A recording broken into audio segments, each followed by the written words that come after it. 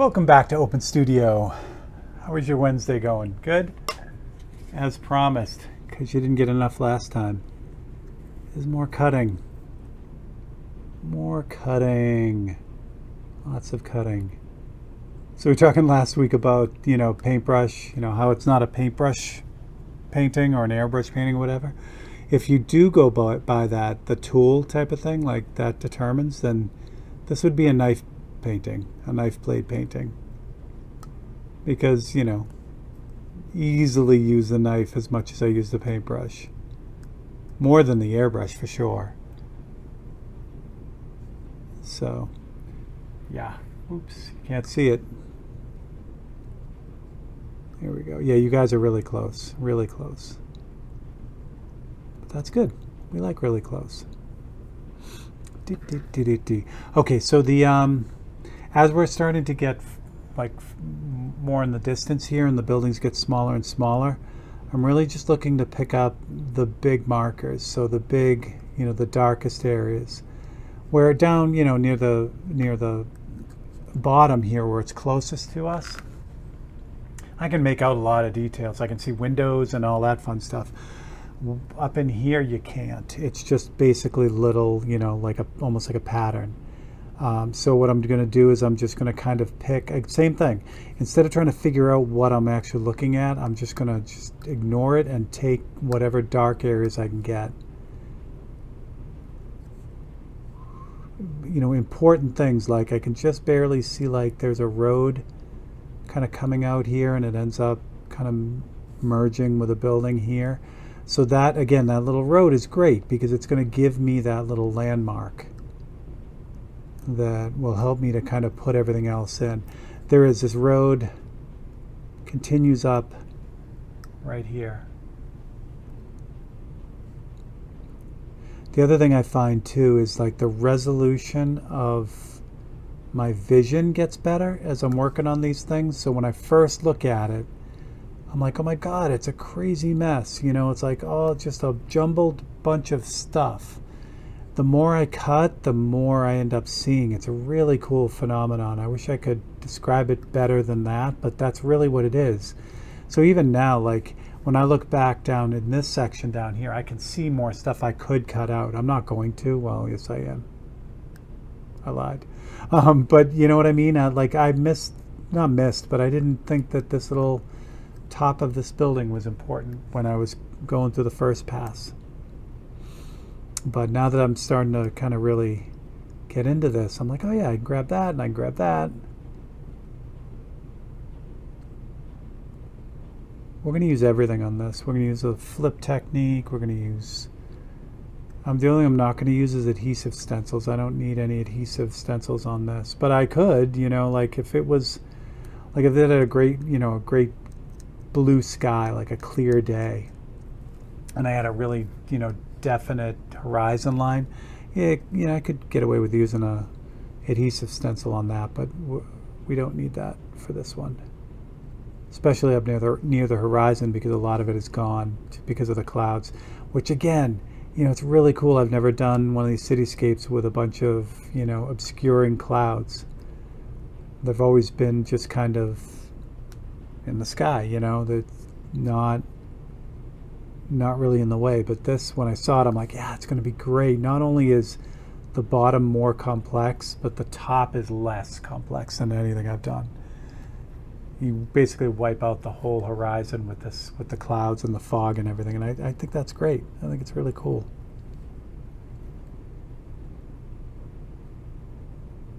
What's funny is too, and I haven't talked to Lachlan about the day she took this, but she was up in the tower and there's a bunch of stuff to do. It's like the glass overhang, so you can stand looking like you're floating, above everything, but whatever, 1,000 feet up or whatever this tower is. And she's probably bummed that there were clouds that day because you can't really see very far. But for me, it was like, yay, it's awesome. It still would have been a great painting if it was clear on a clear day. But I think this just has such a mood to it. It's just nice. And again, if you line up all these paintings side by side, they each have their own thing. Like the Boston painting has the little bit of gold leaf and the brick everywhere.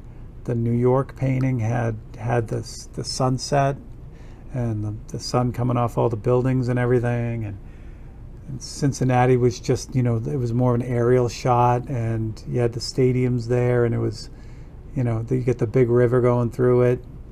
So they all have their own little thing, and I love that. It makes them as individual as the actual city really is. This Tokyo painting is also the first international city that I've done, which is also good. I had London lined up, but I never started it.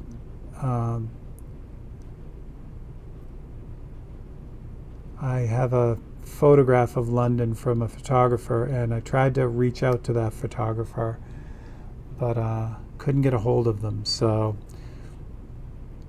that precludes doing the painting for me until I get permission or purchase. Like with the Cincinnati painting. Cincinnati painting was the best of both worlds. So I use Dreams Time a lot to get the photographs as reference, because there's just so much stuff on them. They're now turning into AI, not just Dreams Time, but all of them are turning to AI art dumping grounds, which makes me sad, but that's a whole different story. But anyway, so I used Dreams Time, and for the Cincinnati painting, I found Carol's photograph. And so with Dreams Time or any of those photo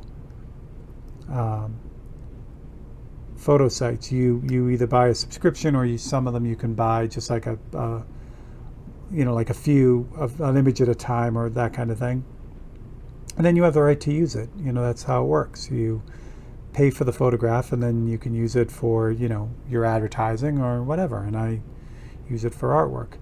But what I like to do is I like to take the next step, and because they have credit for the photographer in a lot of those sites. And so I had the photographer's name and website, and after I had bought it, I reached out and said, "Hey, this is what I'm doing with it. I'd love to share it with you." And she was great. So it's Carol Highsmith was the Cincinnati painting, and she's like, "Yeah, I'd love to see it." So, well, not like that, but you know what I mean. So I kept her in the loop and did the painting and showed her, and it was just a great thing because this wonderful photographer takes all this stuff, and especially when you upload photos to, a site like that, you don't always know what people are using them for. So I thought it was fun to kind of reach out and say, "Hey, this is what I did with it." And it's nice because you build relationships that way, and it's all good. So we've got this I'm pretty happy with this whole area right here now. So we can jump across the river and grab a couple of these other areas. And again, like I said last week, my goal, hopefully my goal is to get a little bit of paint on this thing. But no matter what, I'm going to stick to the half an hour format.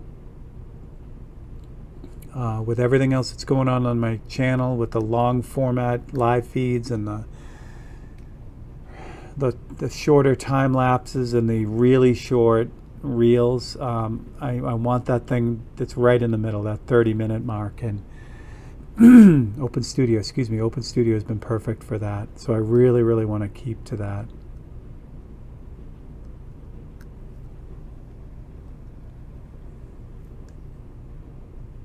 Again, I said I was going to start doing my research on Tokyo and all that fun stuff. Well, as I also said, I record all these kind of right in a row, so I haven't had a chance to go do some homework on what I'm actually looking at. Again, if you're familiar with the tower that this was taken from, it is extremely tall, so I don't think it's going to be really hard to find out what it is. And I'm sure anyone familiar with Tokyo is like, of course, that's this tower, which is awesome. I hope, as I kind of get going on this painting, again, that I have that kind of knowledge about the city and what I'm looking at. And then the best part is when Lachlan gets back, then I can talk to her about it. Like, I can get her experience from that day, which will be fantastic. Because I don't know if it changes the painting for me, but it certainly changes my attitude and outlook as I'm working on it. So the New York painting is a great example of that. The New York painting is through Emily's eyes. So my daughter took that photograph of Manhattan on one of her trips to New York. She loves the theater, got her degree in theater, and she was going to see a lot of Broadway plays, and so that photograph was from one of those trips. She had, taken the photograph, and it was a great time for her, and I got to kind of live vicariously through her and that photo, which was great.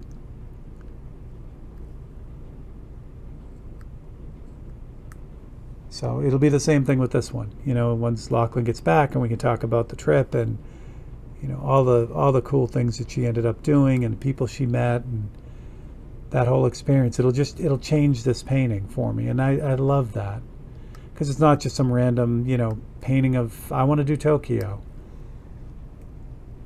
I mean, I do. It's an amazing city, and it's great that I'm able to do this, but I have a personal connection now to this, even though I've never been to the city. The other thing, Mark Hamilton, who owns Source Gallery, where I show my work locally here, had said, "Oh, we should, or you should do a painting of Lisbon," actually Gary said it. And I thought about it. I was thinking about like what makes me, kind of pick these, and these are so far they've all been cityscapes.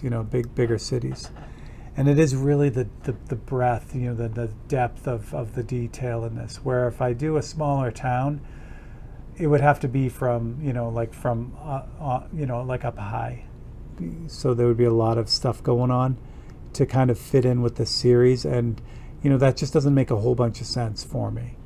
So I've done paintings of smaller towns, but they've always been like on the ground type of thing, it's kind of standing in the center of town type of thing, including Lisbon, Ohio, not the real Lisbon. No, I shouldn't say that. The Lisbon, Ohio is a real Lisbon. There we go. Libsyn is a real Lisbon, but it was named after Lisbon. So yeah, I've done a few, and I love building paintings. Like when I did the painting of Lisbon, Ohio, it's a great diner that's closed up. I wish it wasn't closed up, but it's one of those old 50s diners with the silver chrome sides and everything. Not quite the train car type of diner, but still, looks like a train car. So I love doing buildings like that, a lot of fun. But it's not the same as this. It's not the same as these little 2.5 by 4.5 paintings, little epic cityscapes. How are we doing? I think we're doing good. We're doing real good. I'm burning through this in a turtle type way. I'm burning through this. Yeah, I think a lot of this like detail where these really small buildings are in here, where they're just literally dots. And I'm going to get them. Like I said, if someone lives in this house right here, or apartment, or whatever this is, I want them to be able to say, "Oh, that's my place." But some of them don't need to be cut out. Sometimes, yeah, Will get in the camera shot in a second here with this. Sometimes it's it's a different method that gets those details in, which we will get to. I'll show you. But again, you'll see by the end of it, it is all about being super, super accurate as I can be. This is a little bit, all the stuff up here is on the horizon is a little bit too gray for this. I don't want to use this darker color for this. I think we're in good shape. I think we're ready to go. Yeah, I think we're ready to go. Okay. this. I may have to move you guys back a little bit because, well, maybe not. We'll see. Yeah, I think I will, so you guys can get the better shot. Let's move you back. That is better. You get a little bit better view of the whole thing. Okay, so here is the cutout. And again, just, now that I hold it this way, you can really kind of see. Obviously, you can see the river going through it, but you can start to get the structure of those buildings too, right? If I just showed this to you, especially without the river, or even with the river, if I showed just a random person who didn't see what I was doing, it'd be real difficult to tell what that is. But did you guys know it's a city? Can you start to pick up some of the buildings and also the, the feeling of perspective? These cuts down here are, obviously bigger than the cuts up here. So all that's going to play in. Again, and this becomes a roadmap for me. That's the most important thing. All right. These are really small paintings, so it's really important that I get things lined up, especially on this first one, because this is really setting the stage for everything. So once I get that done, I can kind of check down here. It's slightly bigger than this panel, so that's okay. Let's go then with the buildings more than the sky. Let's do that. That makes more sense. I lined it up on the top, which you guys just got off the camera, but I'm going to line it up down the bottom, which you also can't see. But I will show you what I'm doing when I'm done lining this up. All right, this is an aluminum panel, so the magnets will kind of go through it, but they don't hold very well because this is an 063 aluminum panel, which is fairly thick. So I'll use a big magnet on this to get it to really hold. It doesn't have to be perfect. It doesn't have to be all held down. It just needs to not move. So I'm going to move this up a little bit. So hopefully you can see that. See the edge of the painting. You can see the edge of the panel through the cuts that I went over on. So I just lined up those two. It's a little bit bigger all the way around, so I could have literally lined it up, centered it and everything, and it'd be a little bit of an overhang around the whole thing. But the amount that's off is so tiny. It's like a 64th of an inch over. Not that important. It's more important that it's lined up. So now I've given myself an anchor by lining it up on both of these edges. Obviously, it's a rectangle with 90-degree corners. So if I line up these two, the rest of them are right. All right. Let's spray some paint. Waited all this time. All right, what am I going to use for paint? Let's use something a little bit thicker. This is opaque black from Createx. Then I reduce it with 4011 reducer. And in this instance, it's reduced 1 to 5. So 1 part paint to 5 parts reducer. I talk about this all the time, but this is a new video, so I'm going to say it again. I try not to pre-reduce too much of this stuff. I use it a lot, so I find that pre-mixing it does help me, but this isn't only a 1 ounce bottle, and I really only mix up about maybe a ½ an ounce at a time. So that way I know the paint doesn't, kind of get funky. I've talked about it before. I don't actually know that this stuff has a clock when you add the reducer, but I've always been taught that way. So I try to leave, the paint unmixed as much as possible. So, all right. So 1 to 5. So again, I don't want to hammer the stuff up here. So I'm going to start down here. And again, remember I cut out the darkest darks. You also notice that I'm not being super crazy holding everything down because I don't want to, even though these will eventually be really crisp and clean. In the beginning, I don't necessarily I don't have to make sure they're gigantically clean. They're super sharp edged. In fact, it's better if they're not, they have a little bit of a fuzz to them, because when I go to kind of blend, paint in all the details, that'll help, kind of blend things together. What I do want to do is, yeah, you guys will see a little bit of it. So what I want to do is I want to keep a copy nearby, which I'll just put it right off to the side here. That way, as I'm spraying it, I can kind of get a feel for how dark this needs to be. Because again, I not only cut out the darkest darks, I I cut out a few gray things too as well, especially up near the horizon. Put this stuff down here, but like this, well, I can't see it, sorry. This is what I'm looking at right here. So see this building right here? It's dark, but it's not like black, right? There's some details in that I know I'll end up painting. So when I'm spraying this, I want to make sure that I don't get it, you know, so dark that I won't be able to add those details to it. So just kind of keep an eye on it. And again, this is a roadmap. It's not, some of these dark areas are going to be different values, but that'll make more sense. Like this, I believe these are trees along on the edge of the river. Another really cool thing that helps with this painting and turns it more monochromatic, even though there is a lot of color in it, is because it was overcast. You know, you don't have this bright sun bouncing off of everything and really making the colors intense. So all these colors are subdued as well. So dealing with this like gray to start is just going to continue on through the whole painting. Everything is going to be subdued. Again, you know, really light layers. Let the paint build up. Not trying to like hammer this home.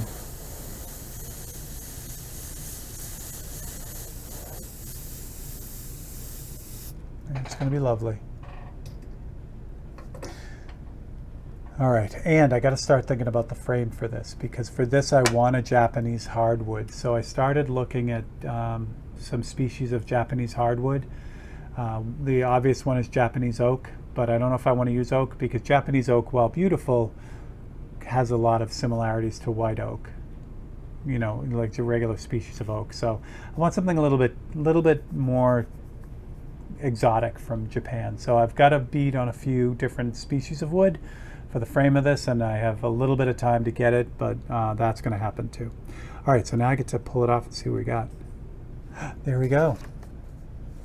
Does it look like Tokyo yet? I was going to say Japan. Does it look like Tokyo? Does it? Does it? Oh, this is so much fun. I know, you're like, is it though? Is it really fun? This is like, you know, non-physicists doing, you know, calculus and algebra, I think. I hope it's fun. I hope it's fun for you guys. All right, I've got all the dark now. Not all of it, but I've got a lot of it. And the next thing I got to do is to do the lightest areas, and that will give me the whole roadmap of this whole city. Everything else will be basically connecting the dots, which there's a lot of dots here, but it's still connecting the dots. So we're going to do the same thing now, but we're going to do the lightest areas. See, like these rooftops and stuff? We're going to pull those out next. All right. Remember that time we did entire open studio and all we did was cut all the time? Remember that? That was fun, right? I know you're looking at the clock now. It's like, oh, well, can it please be over? Again, I don't know that you guys are saying that. I shouldn't do that, because you guys might be enjoying it as much as I am. I hope you are. All right. Lightest lights. Lightest lights. Now, there aren't as many light areas as there are dark areas, but there's still a lot of them. So I'll leave you guys back a little bit, because you kind of got the technique of the cutting stuff on the last couple episodes, or certainly the last episode. Yeah, last episode was the majority of the cutting.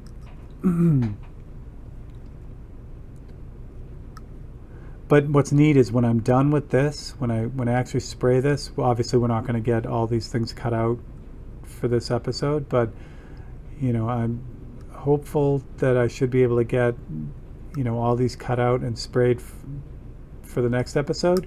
When I pull this template after I spray the lights, you really do get a good feeling for the city, and that's what we're looking for. You know, I have plenty of info now to get the rest of the stuff in. Now the other nice thing is, because I got this crazy macro lens, when I'm actually painting this area, you're going to be like full screen here. You know what I mean? You'll be crazy close. And so that way you guys will really get a good view of like the super, super detail and how that all comes together. A quick note about the image itself. So The image is pretty high res. I actually, I had a not a great file from Lachlan, but I got a downloaded file from her. So so that's, the more detail the better. But to get this started, all I needed was just the downloaded file. It'll be lovely when she gets back if I can take the actual file from her phone, which is a lot bigger and has better resolution. But the trap there is like anything that I do. If I have like a super high resolution photograph that I can zoom right in and see like the lettering on the buildings, it's going to make me want to put that stuff in when you can't see it. So I do the same thing. I always have like just a regular, good res photocopy nearby.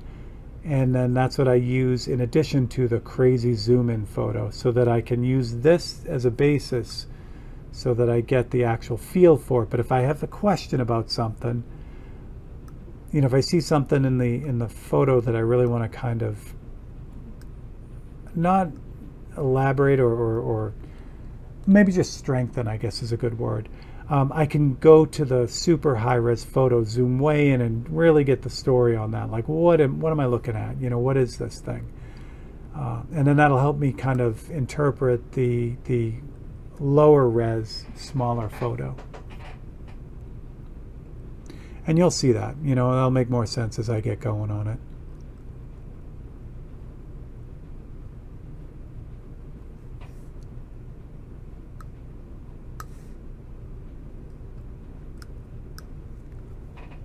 But yeah, all these little windows and stuff, there's a lot of scratching that goes on with that, reductive type of techniques. There's paintbrushing, there's, obviously the photocopy cutouts. There's all kinds of stuff that goes into these things, which makes them so much fun.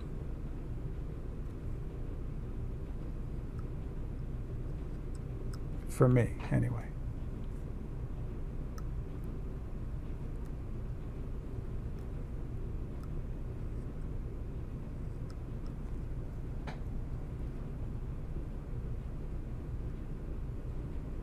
So I told you about this little, hold on, I'll grab it.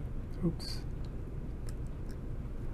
I told you about my little, this little wastebasket that I have essentially for little cutout parts. No sooner did I finish the last video, this thing was like, had a whole bunch of stuff in it, and I dropped it. Like, this stuff went everywhere. It was great. It was great.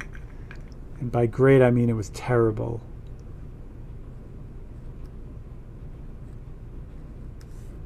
The Visionaire that I'm using, the board that actually, is under here, it's great because it's at an angle and they have this little channel at the bottom, and the channel at the bottom catches all the paper too. So like once a week I have to like clean out the channel in this thing because it's filled with little paper bits.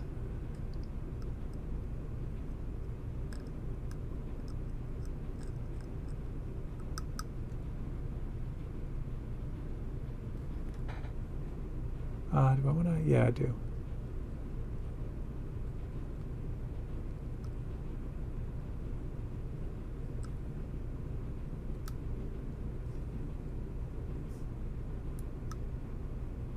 Here we go. So this will make, I'm going to flip this over so you can see it, but when you do like rooftops, it really starts to make sense. That's what I mean. When I get the light areas in, with all those dark areas, everything will, you'll be able to really get a feel for what the city is looking like.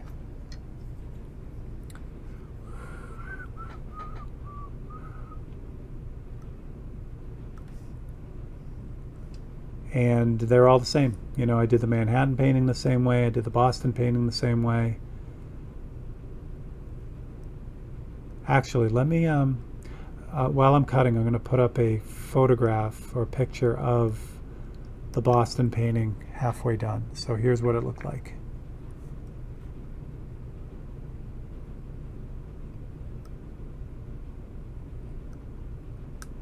So yeah, so it just kind of, little bits and pieces, little roadmap.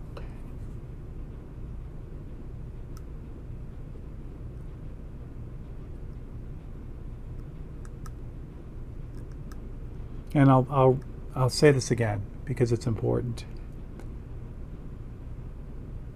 You know, everyone, especially with art, because it's a creative endeavor, everyone does things their own way. Things are important to different people in different ways. So while someone may appreciate the, you know, the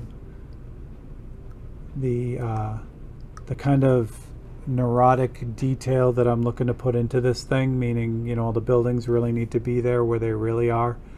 Again, when you match that up with someone who is more, you know, has a more loose style that just kind of paints the impression of the buildings and still gets a wonderful effect, you know, that's their sensibility for it. There are so many wonderful ways to tell this story right here, and that's what I love the most about art. You know, that it is that, you know, you're in a way you're getting their interpretation of it. You know, my goal is to leave it so that you have all the info, so that you just have your own interpretation as if you were there. But you know, the creative endeavor allows for all kinds of things. Like someone wants to tell you how they were feeling when they looked out over Japan on this day, you know, so they painted it in a certain way, and it wasn't, you know, nuts and bolts accurate, but you look at that and you feel the way they felt, and that's what they wanted to do. Or, you know, like I said, if you're an abstract artist, you just, you know, paint, and then the experience is totally different for everyone because it's not designed to tell a story, essentially. That's what we're talking about. So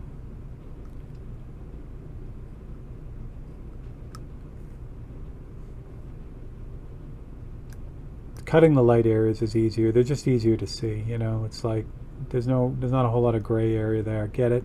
Gray area there. I kind of hope, I don't think there is. I'll have to really, like, this would be a good example of, you know, we're talking about zooming in. It'd be nice if there was a little bit of gold leaf on this. I did that on the Boston painting. There was no opportunity to do it on the Cincinnati painting. Come to think of it, the Boston painting is the only one with gold leaf on it. I thought for a second there, I thought I had some in the New York painting, but I didn't need it. But that's a fun, you know, fun little addition when it pops up. Like if it's a gilded roof, like in the Boston painting, it was the dome of the marketplace, had a gold leafed dome, so I used genuine gold leaf on that, which was fun. And the only way you know it is if you're right on top of it, or if I tell you, like I just did.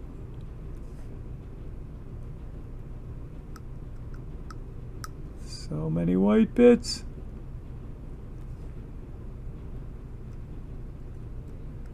It'll be worth it. It'll be worth it. I would love to tell you that, you know, when I'm doing these paintings, I can just, you know, spend a, you know, 10, 12-hour day on them.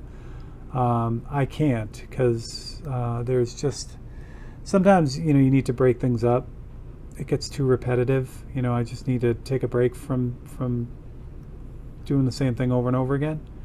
So, you know, I generally will work on a painting like this. I mean, Open Studio, I just kind of do what needs to be done. But like the Boston painting and the Cincinnati painting, I would work for a few hours on it, and then I would go on and, you know, catch up on something else for the day. One, because it's, you know, it does a number on your eyes when you're staring at something really small all day. And two, you know, just mentally, you know, it's just nice to be able to take a break from something that's repetitive and sometimes monotonous. So and you know, I never do these, I've never done one of these paintings under the gun, meaning like I have a deadline of, you know, whatever, 2 weeks, and I'd love you to get this done for me. I don't know what would happen if that ever happened. You know, someone said, hey, yeah, my wife or husband, you know, grew up in this city, I want to do this for a anniversary or birthday present or whatever, and, you know, it's in 2 weeks. I would seriously doubt that I could get that painting done in 2 weeks. One, because I know the frame itself is a week's worth of work. So, I mean, there's that. But the painting itself, I mean, I suppose I could. I mean, you're looking at like, well, you'll see by the end of it. It's usually about 30-ish hours on a painting like this. So, well, yeah, you look at that from a traditional work week type of thing. It's like, that's not even a work week. But, yeah, it takes its toll. So, you know, to say I could do it, you know, all in one shot, I don't know that that's a thing. I don't know that I could. And hopefully, I don't have to find out. Because I like it, because the painting comes out better. Yeah, almost all my paintings come out better if I'm not under the gun. And I've done it enough, trust me. You know, between, well, all of school, you know, art school, all the projects were, you know, crazy deadlines. And then even doing commercial illustration after that, you know, the crazy deadlines and, you know, trying to pull an all-nighter. And it's, I don't know, man, it's different when you're trying to be creative and you're tired, you know? So this type of work is just fatiguing, you know? I mean, as far as your eyes go. Mentally, it's not as crazy as, you know, making creative decisions all the time. It's just more, you know, visual, you know? It's strain on your eyes and things like that.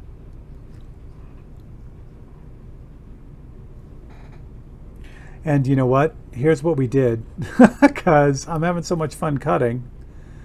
We blew right by the 30-minute mark. So I'm going to leave this here, and we're going to pick this up next week, the same spot. It's going to be the same deal. You know, I'll have the white done next week, and we'll spray the white in, and then we'll be able to get to starting the hand painting.